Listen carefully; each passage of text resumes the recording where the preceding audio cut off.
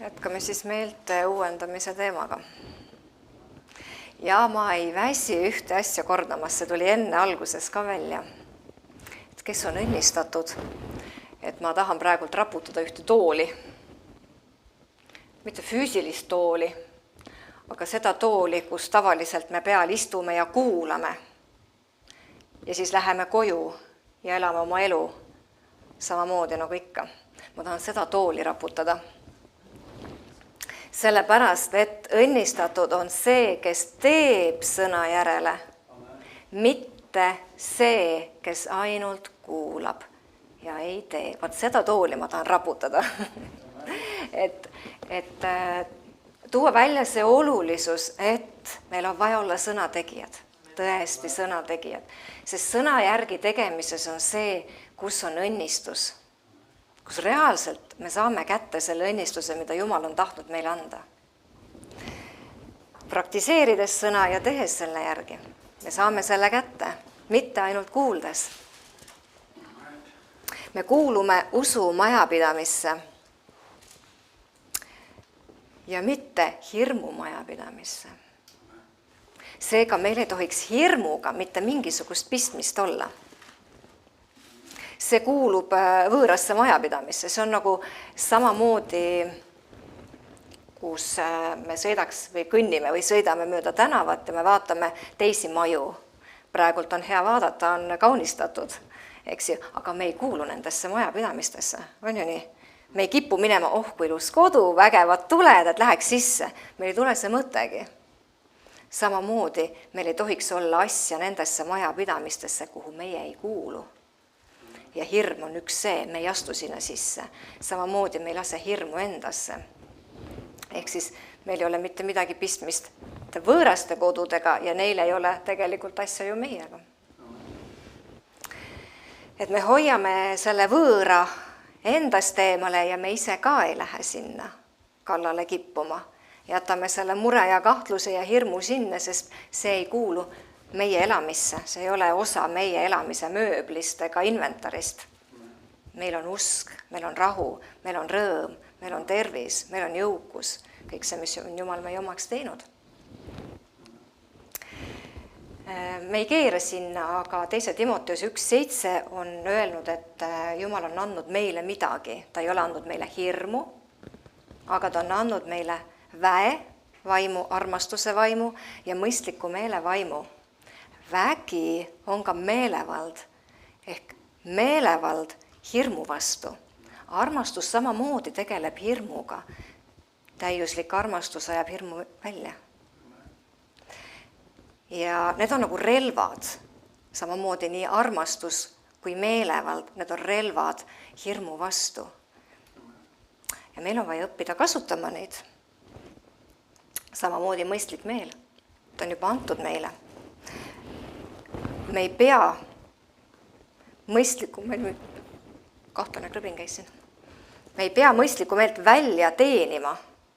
Me ei saagi seda teha. Aga mis on meie ülesanne? Jumal on andnud mõistliku meele, aga meie ülesanne on, jällegi ma ei väsi kordamast, õppida tegema koostööd sellega. Ehk võtma need Jumala mõtted ja rakendama neid. Me peame kontrollima seda, mis meie peas toimub. Iga mõtte võtma Kristuse sõnakuulelikkuse alla. See võib tunduda, et mis see siis ära ei ole. Tegelikult ikka on küll. Kontrollida enda meelt nii palju, et kui sa tunned ära ükskõik mingi hirmu alge, sa võtad meelevalla, sa võtad kontrolli. Sa ei luba seda kaugemal endal. Mõistlik meel on pidevalt rahulik. See ei ole selline, kuhu aeg-ajalt tulevad rahulikud mõtted.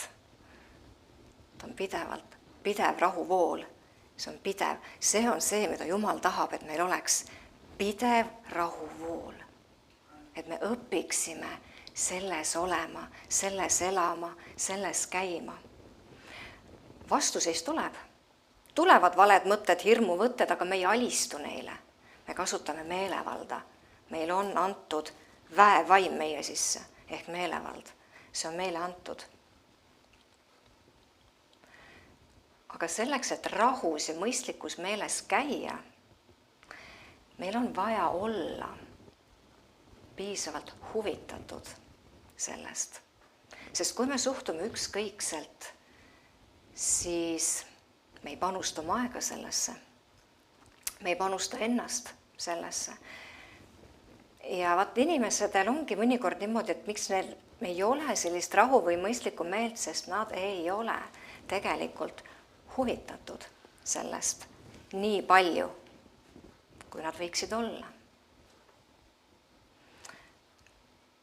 Meil on vaja sellest üsna palju siis huvitatud olla. See peaks olema üks meie prioriteetidest. Omada mõistlikku meelt, käia rahus, käia selles, mida Jumal on meile teinud. Tema on ju maksnud selle hinna. Jeesus maksis hinna, et meil oleks rõõm, rahu, tervis. Tema on teinud kõik. Nüüd on meie osa sellega koostööd teha. See võiks saada, see peaks saama meile oluliseks. Ja me saame ise teha otsuse, et ma elan murevaba elu ja hirmuvaba elu, sest see on mulle võimaldatud. Ja kui me oleme huvitatud, kui me tõesti oleme huvitatud, siis me anname aega sellele ja me teeme Jumala sõnaga koostööd. Kui me oleme huvitatud, see on meie südame asi. Kui see saab meie südame asjaks, et ma tahan, et mul on mõistlik meel, ma tahan käia selles rahus, voolata selles rahus, mitte et mulle aeg-ajalt tulevad, et täna on hea rahulik, täna ma sain hakkama, täna suutsin. Tahaksin kogu aeg voolata selles, kuidas Jeesus siin maa peal käis, ta on andnud meile selle. Kas ma olen huvitatud sellest? Kas ma annan sellele aega, kas ma annan ennast sellele. Ja see ongi, et kuidas ma tean, et ma teen koostööd Jumala sõnaga. Ma võtan aega, et leida kõigepealt, mis Jumal mulle andnud on, mis ta tegelikult mulle andnud on. Siis ma teen selle selgeks endale, mis ta mulle andnud on ja mitte ainult, mida ta mulle andnud on, vaid kuidas ma selle kätte saan. Ma leian piiblis selle. Ja siis ma pühendan aja sellele. Ma annan ennast sellele, et ma panen selle oma ellu, ma rakendan seda, ma panen praktikasse, mitte ainult ei kuula. Jah, mitte ainult ei kuula, vaid ma ka teen seda. Sest meil kõigil on see olemas. Vaimuviljad on ju meie sisse pandud. Need on, me peame kasvatama neid. Ja me kasvatame siis, kui me oleme osaduses Jumalaga, me toitume tema sõnast. Me kasvatame. Samamoodi on mõistlik meel meile antud, aga meil on vaja õppida olema selles osav, oskuslik. Ehk õpime praktiseerima seda. Ja me peame õppima ka märkama seda, mis meid sellest mõistlikust meelest välja viib. Ja õppima ka seda, mis meie meelt ja mõttelu jõustab Jumala sõna. Aga eriti on oluline, siin just eelmisel korral rääkisin sellest hirmust, kuidas ära tunda. Et mõnikord on see, et ma ei tunne ära võib-olla seda vale mõtet, ma ei tee vahet. Et see on see oskus, mis on vaja ära õppida, ka hirmu ära tundma ja neid õigeid ja valesid mõtteid eristama. Et läbi praktika me saame osavaks selles, et ma rakendan seda mõistlikku meelt enda elus või rahu või rõõmu või armastust läbi praktika. Sest kui me läheme taevasse, me tahame kuulda teatud sõnu, on nii? Hästi tehtud sa hea ja ustav sulane. Ja tõsi, kui ma seda kirja kohta kuulan, või me oleme lugenud, siis me hästi palju keskendume sellele ustav sulane. On ustav. See on väga õige. Me peame olema ustavad selles Jumala töös või seda, mida Jumal on andnud meile. Aga see sõna ustav ei ole ainuke selles kirjakohas ja ta ei ole esimene. Ta ütleb, hästi tehtud sa hea. Aga mis on see hea?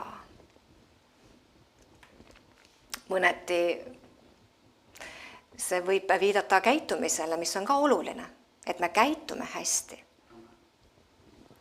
Aga mis see veel on? Ta on öeldud sulasele teenijale. Igal teenijal ja sulasel või töölisel on oma vastutusala. Väga tihti inimesed küsivad, soovita mulle head juuksurit. Kes see hea juuksur on siis? Ta on see, kes oma tööd hästi teeb, eks? Ta on saavutanud teatud oskused ja see käib iga sulase kohta, iga töötaja kohta. Sulane, hea töötaja on see, kellel on väärtuslikud oskused. Mina olen oma töös hea, kui ma olen omandanud teatud pädevused, teatud oskused, ma olen oskuslik, ma oskan teha oma tööd. Ja see on ka, see võib olla hästi tehtud, sa oskuslik ja ustav sulane, et ma olen oskuslik. Aga teine asi, mis on minu jaoks, kui ma seda lugesin, oli kõnekas see, et vähemalt see kehtib sulase kohta, aga ka töötaja kohta, sest minul on minu leping ja minul on minu, kuidas neid nimetatakse, see on see, kuidas ma tööd pean tegema. See ei ole nagu ettekirjutus, aga ta ikkagi on lepingus kirjas, eks ju. Kuidas ma seda tööd pean tegema. Ehk kui isand annab sulasele ülesande, siis ta ootab, et see sulane teeb selle töö ära nii, nagu talle seda öeldud on. Sest kui tööline läheb tööle ustavalt, aga ta ei tee tööd oskuslikult, siis ta võib olla ustav, aga näiteks hilineb kogu aeg tööle, või ta on ustav, aga ta kogu aeg kaotab asju ära. Või ta on ustav, aga samas ta on väga hooletu, lõhub. See tähendab, et kui ta ei ole oskuslik, siis teda ei edutata. Aga samas, kui ta ei tee ka meelepärast tööd tööandjale, kui mina lähen ustavalt iga päev tööle, aga ütlen, teate, ma ikkagi ei taha seda teha nii, nagu teie mulle ütlete, ma teen nii, nagu mina tahan, siis ma ei ole eriti meelepärane tööline seal. On nii. Ja kui Jumal ütleb meile midagi teha, siis kõigepealt me peaksime teada saama, mida ta tahab, et me teeksime, saama selles oskuslikuks ja siis ustavaks selles. Siis me kuuleme, sa hästi tehtud, sa hea ja ustav sulane. Et see oskuslik pool ja meelepärasuse pool on samamoodi ju oluline, et mitte ainult see, et ma olen ustav. Rooma 12.2, ma ei võtnud piiblit siia. Rooma 12.1.2 on see, et me uuriksime, mis on tema hea, meelepärane ja täiuslik tahtmine. On nii? Me peaksime uurima seda, et ma ei keera sinna. Mul oli piibelkotti sinna. Ma ei plaaninud keerata, aga ma tõin välja selle, et see samamoodi, see sulane peab olema meelepärane. Ma pean teadma oma isanda tahtmist. Ja siis saama oskuslikuks selles, mida Jumal tahab, et ma teeksin. Aga selleks on vaja harjutada ja harjutada ja harjutada, et saada oskuslikuks. Vaenlasele ei meeldi, kui temalt mingi territoorium ära võetakse. Kui sa õpid oma õnnistust kaitsma, õpid oma tervist kaitsma, vara kaitsma, ütled, ei, käpad eemale. Sest talle ei meeldi see, kui teda on ära aetud sealt, kust on harjunud valitsema. Ta kipub tagasi tulema või siis annab vastuseise teistesse valdkondadesse näiteks. Ta ei lähe niimoodi, et piibel küll ütleb, et seisa vastu kuradel, ta põgenebki, aga ta proovib ju vastu seista ikkagi, ta proovib. Ta käib mööda ja otsides, keda neelata. Eks ju? Ja me seisame temale vastu, tal ei ole meie üle meelevalda, aga ta võib tuua vastuseisu. See tähendab, me peame praktiseerima ja olema järjekindlad temale vastuseisus. Aga kuidas me saame siis osavaks? Meil on vaja saada osavaks. Kuidas? Jällegi, see nõuab aega. Meil on vaja anda aega Jumala sõnale. Me anname aega sõnale, aga mitte lihtsalt lugedes on sama asi. Ma lihtsalt ei tule kogudusse ega istu siin. Ma ei lähe koju ja siis olen unustanud. mis väga tihti võib ette tulla niimoodi, et ma istun ära, kuulan ära ja nii on. Ma pean panema praktikasse. Jumala sõna lugemisega on sama asi. Ma lihtsalt ei loe seda, vaid ma mediteerin selle üle. Ükskord me tegime ühe hea praktilise harjutuse siin. Ja samamoodi on võimalik lugeda Jumala sõna, et ma ei vurista seda ühte peatükki läbi, vaid ma loen ja teate, Pühavaim toob esile mõnikord niisuguseid teatud sõnu või salme. Ja siis ma keskendun nendele, ma mõtisklen. Ma võin tund aega lugeda poolt peatükki või paari salmi. Siis ma vaatan ühte tõlget, teist tõlget, ma mõtisklen. Siis mõtlen, appi tund on möödas juba, mul on pool peatükki läbi loetud. Sest ma mediteerin, sellega ma panen sõna endasse. Ma istutan, ma rajan, ma ehitan ta endasse. Sest mediteerimine on see, mis teeb sõna reaalseks su jaoks. Inimesed võivad öelda, et ma tean, et Jeesuse vermete tõttu ma olen terveks saanud, aga see ei tundu reaalne mulle. Või ma tean, et ma olen jõuks, ma tean, Jumala sõna ju ütleb seda. Ta ütleb ju, et ta on andnud mulle kõik, mida vajatakse eluks ja Jumala kartuseks, tema tundmise läbi, ta on mind varustanud kõigega. Aga see ei tundu reaalne. See on see põhjus, et me ei ole mediteerinud. Meil on vaja mediteerida, mõtiskleda sõna üle, et see saaks reaalseks meile ja et ta saaks osaks meist. Sest kui me mediteerime, siis sõna saab osaks meist ja samamoodi saame meie selle sõna osaks. Ehk me teeme selle sõna enda omaks, see kuulub siis meile, see on nagu meie oma, sest tegelikult me ei saa kulutada mitte midagi, mis ei kuulu meile, on nii. Ma ei saa võtta kellegi teise rahakott ja minna ostma sellega. See raha ei kuulu mulle. Samamoodi on Jumala sõnaga, kui see sõna justkui on võõras, ta ei ole minu oma. Mul ei ole midagi kulutada. Ma enne teen ta enda omaks, enda isiklikuks väärtuseks, enda varaks. Ma teen seda mediteerimise kaudu, mõtisklemise kaudu. Siis see kuulub mulle ja ma annan sõnale aega. Ma panen sõna enda sisse. See on aeg. Jälle see on aeg, mida see sõna meilt tegelikult tahab. Meie aega. Jakobus ütles, et võta vastu alandlikult sõna, mis teisse istutati, graveeriti, juurutati, rajati. Sest see sõna, mis on meisse justkui sinna südame lauakeste sisse lõigatud, graveeritud, poogitud, see sõna võib meie hinged päästa. Ta kirjutas kristlastele seda, et nende hing ei olnud päästetud. Kujutate ette, kristlastele kirjutas nende tahe, nende mõtted, nende emotsioonid ei ole kooskõlas Jumala sõnaga. See on võimalik. Ja ta ütleski seda, et nende hinged vajavad päästmist, ehk nende meeled vajavad uuendamist. Ehk kooskõlla viimist Jumala sõnaga. Ja mida ta neile siis soovitas? Ta soovitas võtta alandlikult vastu sõna. Mis on alandlikkus? Alandlikkus on õpetatavus. Ehk ma tahan, et mind õpetatakse. Mul on see südame hoiak. See on jälle see süda. Mul on süda. Ma tahan, et mind õpetatakse. Ma tahan, et mind juhitakse. Ma tahan, et mind juhendatakse. Sest see päästab mu hinge, mitte vaimu. Vaim on päästetud. Räägin hingest, tahe, emotsioonid, mõtted.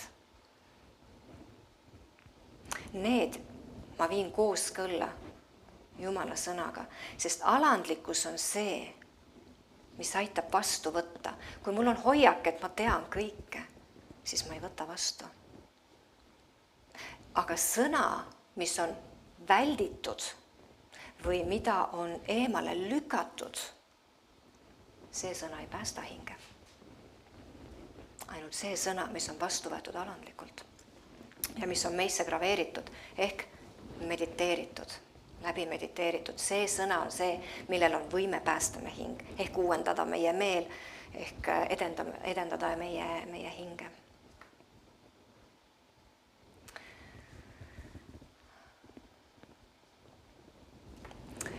nii, ja kuidas me teeme siis selle sõna enda osaks?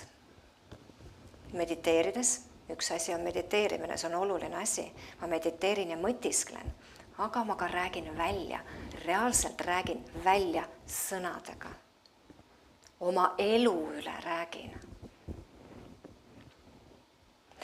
Kuulasin Jerry Savelli just.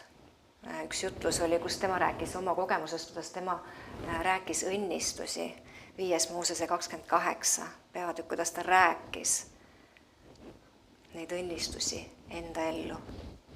Häälega rääkis ja mis vilja need siis hakkasid kandma. Et me räägime oma elu üle Jumala sõna. Me räägime oma vaimule seda. Ja ma mõtlesin seda, et kui sõna saab osaks minust selle mediteerimise läbi, siis Jumala sõna on üks.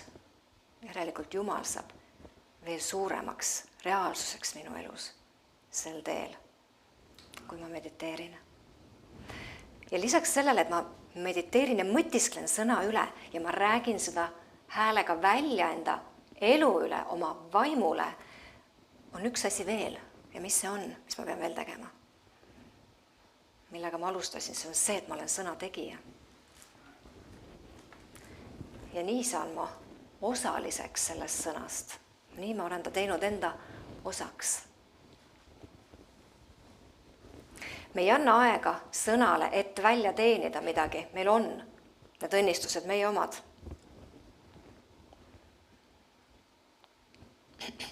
Tervis kuulub meile, jõukus kuulub meile, rahu kuulub meile. Me ei teeni välja mitte midagi Jumala käest, me ei teeni. Aga me toitume tema sõnast ja me saame teada, mis meile tegelikult kuulub ja kes me oleme, kes me tegelikult oleme. Me mõnikord arvame, et me teame hästi palju. Me teame, kes ma olen Kristuses. Mida rohkem olen lugenud ja õppinud, siis ma näen, et siin on seda peenhäälestust üsna palju. Et saada osavaks tõesti sellest, kes ma olen ja kuidas ma selle enda omaks teen. Kuidas ma rakendan seda päriselt. Kuidas ma selle tegelikult kätte saan. Ehk kuidas minust saab see sõna tegija päriselt. Nii nagu Jumal on seda ette näinud. Nancy tõi enda elust ühe väga hea illustreeriva näite. Ta reisib palju ja mõnikord ka ajaloolistes kohtades. Ja siis, kui talle pakutakse võimalust minna vaatama vaatamisväärsusi, siis ta võib öelda, et mul on 20 minutit aega. See tähendab, et ta näeb selle aja jooksul, 20 minuti jooksul neid vaatamisväärsusi. Kas siis teeb 20-minutilise ringi või 10 minutit edasi ja 10 minutit tagasi.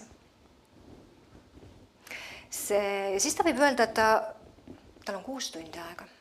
Ta teeb siis kas 6-tunnise ringi või 3 tundi ühele poole ja 3 tundi tagasi. Need vaatamisväärsused mõlemal juhul on alati ju koha peal olemas.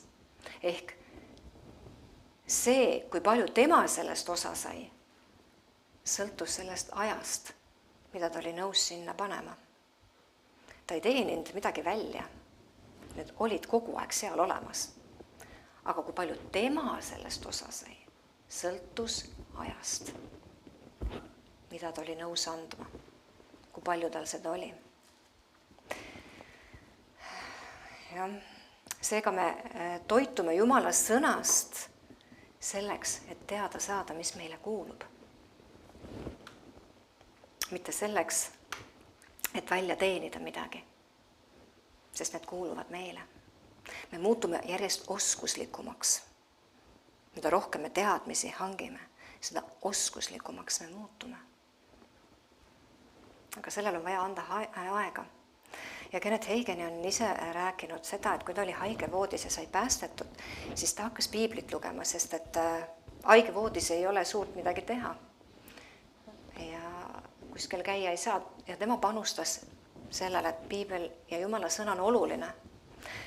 Ja talle tuldi isegi ütlema või tunti muret, et miks sa piiblit nii palju loed, et võta natuke koomikseid või mingeid naljalehti, et miks sa seda ei tee, et võta, loe neid ka. Ta ütles, mul ei ole selleks aega.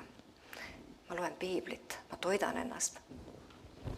Sest kui me vastu tuleb olukord, tõsine olukord, siis meil ei ole aega olla passiivsed, tegelikult isegi mitte neutraalsed. Sest kui niisugune rünnak tuleb, agressiivne rünnak, siis me peame võtma aega, et hoida ennast ja panustada olulistele asjadele. Mis on see oluline asi? See on Jumala sõna. Ma võtan ja mediteerin ja panen Jumala sõna enda sisse. Ja ma panen aega ja aega, sest Jumala sõna on see ainuke asi, mis reaalselt tegelikult aitab igas olukorras. Ja kui me meeled on uuendamata, siis meil võib tekkida see süüdistav hoiak. Et Jumal, sa ei teinud mind terveks. Ma ju tahtsin, ma palusin, aga kas ma mõtlesin tegelikult kooskõlas Jumala sõnaga? Või näed, Jumal, mul oli vajadus ja sa ei rahuldanud ka seda. Aga mõnikord inimesed otsivad tervist või tervenemist, kuigi nad peaksid pöörama tähelepanu meelte uuendamisele. Samamoodi on finantsidega. Et kuluta aega sellele, mis on oluline ja mis tegelikult loeb. Pane oma aeg sellele, mis on oluline. Sest Jumala sõna on see, mis aitab ja järelikult tuleb sellele ka panustada. Kui me ei ole tähelepanelikud, siis võib, kuidas öelda, siis kas Jumala plaan või tahe mõnikord meie elus hakata natukene tuhmuma ja me peame üles õhutama selle ise enda sees. Ja mõtlema, mis on see tahe ja plaan meie elu jaoks. Et ma oskaksin ja teeksin koostööd temaga, tema tahtega, tema plaaniga, et ma liiguksin, et ma oleksin huvitatud sellest, mida Jumal tahab minu elust teha. Ja et kõik ebaoluline kaoks.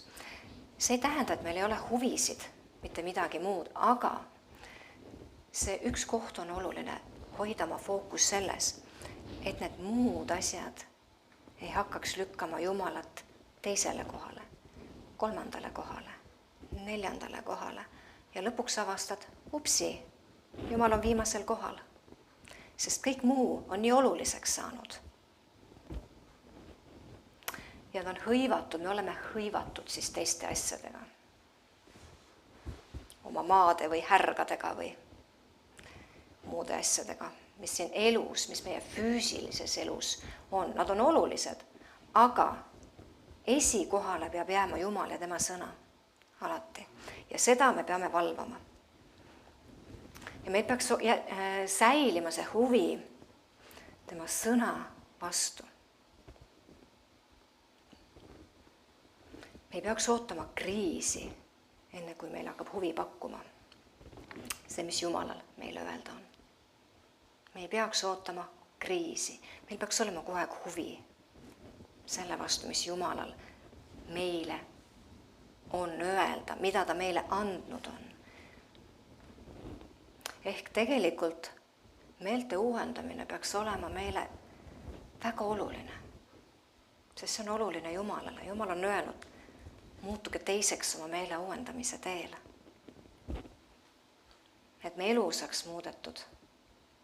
Sest Jumal laseb elada sul kõigega, millega sina ise rahul oled. Me peame ise tegema otsuse. Meie otsus on see, et mul on kõrini sellest rõhutud meelest. Ja Jumal tuleb siis appi. Me teeme selle otsuse, siis Jumal tuleb appi. Mõnikord on oluline või me vajame kellegi teise abi, kui meil on väga rõhutud. Siis võib olla see, et tuleb teenistuja ja aitab, aga siin on oluline meeles pidada, et see abi, mille me saame kas kätte peale panemise teel või siis palvete teel, see on ajutine. See võib kesta pikalt, mitu kuud, paar aastat.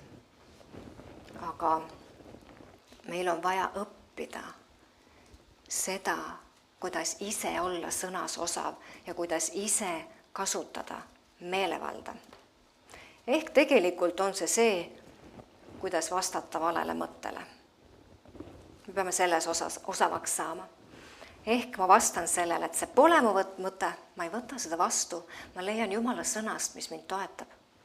Ehk kirjakoha, ma vastan Jumala sõnaga ja ma käsin sellel valel mõttel või hirmu vaimul ära kaduda ja ära minna enda elust. Ja ma kiidan Jumalat. Sest kui ma kiidan Jumalat, siis on mu fookus Jumalal. Ja ma ei puuduta oma mõttemaailmas seda, mida kurat soovitas. Paljud inimesed vajavad imesid. Inimese jaoks on ime midagi suurt, võimatuta Jumala jaoks ei ole. Tegelikult Jumala jaoks on see väga lihtne teha see ime, aga ta vajab meie koostööd, ta vajab seda, et me ka meie nõustuksime temaga ja tema sõnaga. Et me oskaksime teha koostööd temaga, meil on vaja teada tema sõna. Uuendamata meel ei mõtle nagu Jumal. Kusjuures on väga oluline, ta mõtleb vastupidi hoopis. Ja kui me ei mõtle nagu Jumal, kui me võta tema mõtet ja me ei mõtle nii, nagu tema mõtleb, siis mitte nõustumine Jumalaga on see, mis röövib meilt ära tervise ja muud õnnistused. Mitte nõustumine Jumalaga röövib. Tihti inimesed ootavad, et Jumal teeks midagi. Astuks sammu, teeks. Aga Jumal ootab, et me oleksime piisavalt huvitatud sellest, mille ta juba meie omaks on teinud. Ta tahab, et me huvituksime sellest, me tunneksime huvi selle vastu. Me teeksime koostööd sellega, me võtaks tema mõtted ja uuendaksime oma meeled. Me nõustuksime sellega, tema sõnaga ja sellega, mis ta on meie omaks teinud. Ja oleme sõna tegijad, sest uuendatud meel nõustub Jumala sõnaga ja usuga, mis on me südames. Sest Hebra 4:2 ütleb ka midagi olulist. Kuuldud sõnast ei olnud neile kasu. Miks? Sest see ei talletunud usu läbi kuulajaisse. Nad kuulsid. Me võime olla sõna all, me võime kuulata jutlusid me võime kuulata ja kui me ei sega oma usku, kui meie ise ei sega enda usku kuulamisse ja vastuvõtmisse, siis mis kasu sellest on? Usk muudab meid sõna tegijateks, usku muudab. Aga meie peame kuulamisse, sõna kuulamisse ja vastuvõtmisesse oma usu segama. Siis on sellest kasu. Uuesti Rooma 12:2 ütleb, et ära muutu selle maailma sarnaseks. Järelikult sellel maailmal on võime meid muuta, aga kelle ülesanne see on mitte muutuda? Meie endi. See on meie ülesanne. Jumal on selle öelnud meile teha. Ära muutu. Tee midagi, pane stopp sellele. Pööra oma fookus ära, pööra Jumala poole oma mõtted, kuula tema sõna. Pane see oma silmad ette. Ära kaota neid enesel silmist, ütleb Jumala sõna. Hoia need oma südames, kuidas nad sinna saavad.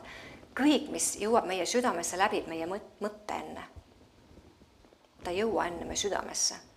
Seega on oluline, mis meie mõttemaailmast läbi käib, mis meie südamesse jõuab.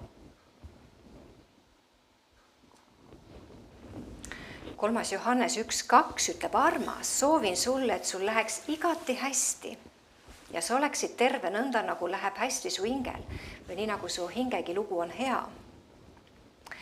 Ehk meile kuulub tervis, meile kuulub jõukus, kuid sa saad need kätte sel määral, mil määral on uuendatud su meel. Ehk mõtted on meile piiriks.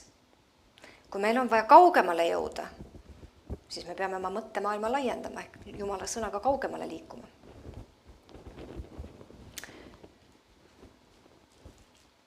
See kehtib kõigele. Et nii tervis, finantsid, ükskõik. Mõtlemine paneb piiri.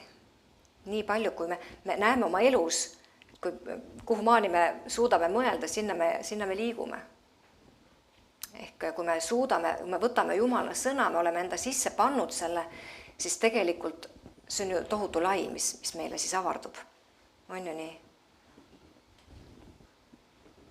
Miks on oluline enda mõtted viia kooskõla Jumala sõnaga? õpetussõnad 23.7 ütleb, ma loen ainult esimese poole sellest, sest nõnda nagu ta oma südames mõtleb, ta ka on. Sest nõnda nagu inimene oma südames mõtleb, nõnda ta on. Ja see ongi see, et meie südamesse liigub läbi mõttemaailma need asjad. Et seda me peame kaitsma, mis siis meie mõttemaailma ja meie meeli läbib, mis jõuab me südamesse, me peame kaitsma seda. Ja vale mõtlemine on see, mis meid hoiab eemale tervisest, mitte sümptomid. Vale mõtlemine on see, mis hoiab meid nii-öelda jõukusest eemal, mitte puudus. Milline? Nõnda nagu ta oma südames mõtleb, selline ta on. Ma parem mõtlen Jumala mõtteid, selline ma olen. Ma võtan selle positiivse poole. Et ma viin ennast kooskõlla Jumala sõnaga ja teen selle Jumala sõnaga koostööd. Aga vale mõtlemine hoiab meid edenemast, edasi liikumast. Just. Aga kui inimesed mõistavad, kes nad on Kristuses, mida nad omavad, siis nad võtavad õigeid asju vastu, võtavad vastu õigeid asju. Aga see, et me ei hulbi sellisesse õigesse mõtlemisse või sellisesse edenemisse, me ei hulbi niisama, see ei tule automaatselt. Et on meie osa on. Me peame uuendama enda meeli, me peame viima kooskõlla enda mõtlemise Jumala sõnaga. Tahan tuua veel ühe loo välja. See on juba üsna niisugune lõpupoole. See lugu räägib doktor Lester Samralist, kes pidi, Jumal ütles, et saatis ta Filipiinidele, Manilasse. See oli 450. aastatel umbes. Ja ta jutlustas seal 6 kuud. Ja ma sain aru, et inimesed said seal päästetud küll, aga andsid vale aadresse, nii et ei olnud võimalik ühendust võtta. See tähendab, 6 kuud oli tema koguduses see tiim, kellega ta sinna läks, ehk tema perekond. Ja Jumal ütles, et jätka. Ja kord ta Samral kuulas ühte raadiosaadet ja seal öeldi, et kui sa oled nõrganärviline või sul on nõrk süda, siis keera raadio kinni. Tema oli suure usuga mees, ta keeras raadio kõvemaks. Mikrofon anti ühele 17-aastasele tütarlapsele, kes hakkas sellele kisendama ja karjuma mikrofoni. Ja Jumal ütles sel hetkel siis doktor Samralile, et see tüdruk oli vangis, hoiti vangis. Et mine sinna ja palvetada eest või võta meelevald ja et ta saaks vabaks sellest vaimust. Ja Samral mõtles, et ütles Jumalale, et saada kedagi teist. Et kedagi, kes, tema on uus seal, ta ei ole seal, ta ei ole kohalik. Ta ei tea neid olusid, et keegi, kes oleks kohalik, keegi, kes tunneks süsteeme ja keda seal teatakse, et saatku keegi teine. Jumal ütles, mul ei ole mitte kedagi teist saata. See ei tähendanud seda, et seal ei olnud päästetud inimesi või kristlasi. See tähendas seda, et tal ei olnud inimest, kes oleks tundnud oma meelevalda. Seda meelevalla positsiooni, kus ta oli. Nii, ja ühesõnaga ta sai lõpuks loa ja linnapea ütles, et tema tuleb kaasa, kaamerameeskond oli ka olemas, nad läksid vangivalgur tuli sinna ka ja siis aeti see kurivaim tüdrukust välja. Ja ütleme niimoodi, et pikka juttu kokku võttes ta kuulutas evangeeliumi tüdrukule, tüdruk sai päästetud, tal ei olnud mitte mingit kristlikku tagatausta sel tüdrukul. Ja see oli, selles loos on minu jaoks, ma mäletasin 2 olulist nüanssi, ma vaatan, kas teine ka meelde tuleb. On see, et see meelevald, mis meile antud on, seda me ei teeni välja, vaid see on meie sünniõigus. Nii, see tuleb kohe, see on oluline nüanss siin. aga oluline on see, et kui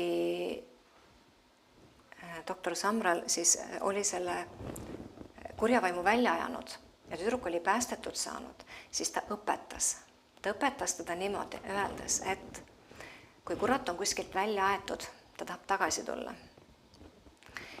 Aga ma ei ütle seda sinu hirmutamiseks, vaid et sa oleksid julge. Ja kui ta tahab tagasi tulla, siis ma ütlen sulle sõnad, mida sa ütled. Ja see ongi huvitav, et tüdruk ei pidanud teadma ise, mis need sõnad tegelikult tähendavad. Tal ei olnud kogemust, tal ei olnud tagatausta, tal ei olnud piibli lugemise tausta. Talle lihtsalt õpetati, et sa pead kasutama nüüd ise seda meelevalda. Ta oli saanud teenimistöö tagajärjel vabaks.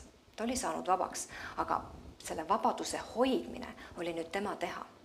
Ja see on alati nii, ükskõik, kui me saame, me ise, keegi teine, kui me teenime, kas või ise teenime kedagi, kes saab vabaks, siis meil on vaja õpetada, et see vabadus püsiks, peab see inimene saama osavaks sõnaga ja meelevallaga. Sellepärast, et see, kes teenis, ei saa garanteerida seda nagu jätkusuutlikku vabadust, seda püsivat. See on inimese enda vastutus nüüd. Ja doktor Samral ütles, et kui nüüd tuleb tagasi see vaim, siis sa ütled, ei, Jeesuse veri on sinu vastu ja sa ei saa tagasi tulla Jeesuse nimel. Ehk ta õpetas meelevalda kasutama. Ja tol õhtul, kui tüdruk läks seal kongis magama, ta koges, kuidas akna kaudu see vaim tuli tagasi sinna kongi. Ta koges, kuidas ta tahtis tema külge tulla. Ja see on nüüd oluline asi, mis ma tahan öelda. Miks me peame praktiseerima? Miks me peame harjutama ja harjutama? Mitte ainult kuulma ja arvama, et kui see olukord tuleb, küll ma tean. Vaid sa pead harjutama, sest kui see vaim tuli, ta tuli rõhumisega, ta tuli selle sama tundega, kui see tüdruk oli, ta kisas ja karjus ja teda ei hoitud põhjuseta vanglas. Põhjus oli. Ja ta läks, mõtted hakkasid peas ringi käima ja ta läks ähmi täis ja tal ei tulnud meelde, mida ta ütlema pidi. Aga talle õnneks tuli meelde, et vangivalvur oli seal ja siis ta jooksis ja ütles, et kuule, tule ruttu, aita, mis sõnad need olid, mis jutlustaja ütles, mida ma ütlema pean. Ja õnneks vangivalvur kuulas, kui jutlustaja teda õpetas ja ta ütles, ütle nii ja nii ja nii. Ma mõtlen, väga võimas. Tüdruk ei öelnud sõnu, aga nii, kui ta need sõnad ütles. Vangivalvur ütles ette, tema lihtsalt kordas. Milline vägi oli nendes sõnades. Ta ütles sel hetkel, see vaim lasi käed lahti ja läks minema. Nendel sõnadel on nii suur vägi. Jeesuse verel on nii suur vägi. Sellel nimel on nii suur vägi. Ja kui me oleme saanud vabaks, siis me teame, mida öelda. Me ütleme, et ei, Jeesuse veri on siin. See ei saa tulla. Jeesuse nimi on võimsam kui see vaim. Ma ei võta tagasi mitte midagi. See vabadus, mille Jeesus on mulle andnud, on minu.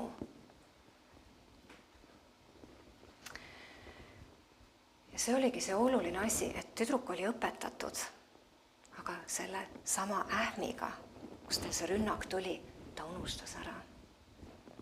Et see näitab tegelikult seda, miks on vaja praktikat teha ja praktiseerida ja panna see enda sisse. Ja rakendada oma meelevalda, sest tegelikult, kui me räägime välja Jeesuse nime, siis seal on võidmine. Siis tuleb võidmine. Võidmine on siis, kui me kiidame, siis on võidmine. Kiitus toob kohale võidmise, mis murrab ahelad. Ja kui on vastuseis, kui on see raske olukord, me peame kiitma, isegi siis, kui me tunneme, et me ei taha kiita. Sest kiitmine toob võidmise ja ta murrab ahelad. Ja me saame vabaks ja me ütleme, ei kurat, sa ei tule tagasi. ma ei võta sult mitte midagi vastu, sest Jeesuse veri kaitseb mind. Jeesuse nimi kaitseb mind. Jeesus on teinud mind vabaks. Ma hoian seda vabadust, ma kaitsen seda vabadust ja ma ei anna ühte sentimeetrit ka sulle sellest Jeesuse nimel. Ma hoian seda. Ma kaitsen seda. Ja ma tänan Jumalat, sest tänamine hoiab mu fookuse eemal sellest raskusest, sellest rünnakust, sellest jubedast mõttest, mis võib olla väga hirmutav. See hoiab eemale mu mõtte sellest. Ja ma pean jätkama kiitmist. Ma jätkan kiitmist, sest see hoiab mu fookuse ära sellest ohult ja ähvarduselt. Sest lõpuks tuleb ka võitmine. Aga ma võin hakata kiitma ka siis, kui võitmist ei ole veel kohal, eks? Ja see on see, kui ma kiidan Jumalat ka keset seda raskust, isegi siis, kui tulevad need, on üksnes hirm või rünnakud, kui ma kiidan Jumalat vabaduse ja õnnistuste ja selle eest, mis ta mulle juba on andnud, nii ma saan osavaks oma meelevallas, selle kasutamises ja ma võin suhtuda mitte iial, ei ole ma enam alla painutatud. Mitte iial enam ei ole ma ohver, mitte iial enam ei saa kurat sa minult ära varastada, sest ma kaitsen ja ma tean, mida ma kaitsen ja ma oskan seda kaitsta, sest mul on meelevald. Ja ma hoian kinni Jumalast ja tema sõnast, sest see, et meie saame olla vabad, on Jeesusele maksnud kõik. Seega ma elan vabalt, ma räägin vabalt, vabana. Ma mõtlen kooskõlas Jumala sõnaga ja see rahu, mis on ülem kõigest mõistusest, hoiab minu südame ja mõtte Kristuses Jeesuses ja täidab mind, aga ma pean toituma sõnast ja praktiseerima seda, mida sõna mulle õpetab, uuendama meeled ja viima kooskõlla Jumala sõnaga ja kasutama enda meelevalda, mis on mulle antud. Amen.